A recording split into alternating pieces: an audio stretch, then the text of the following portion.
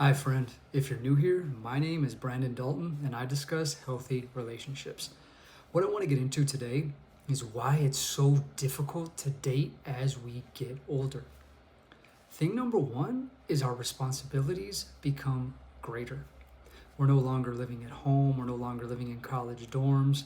Our responsibilities are our car payments now, our mortgages, our rent, insurance, all of these things become greater and greater, which makes it more difficult to date as we get older.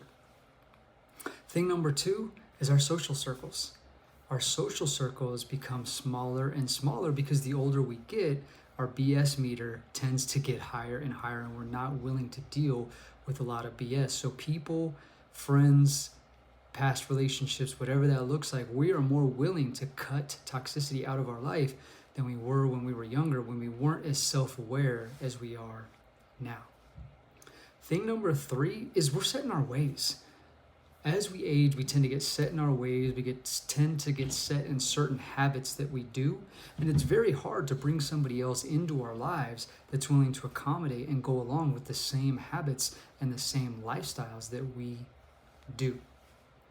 Thing number four hits that biological clock. The fact that we're getting older now, we may have already had children, we may have been married, we may have been divorced. And the odds are we really want to accelerate that. We want to meet somebody and share our life with and have peace in our lives instead of drama.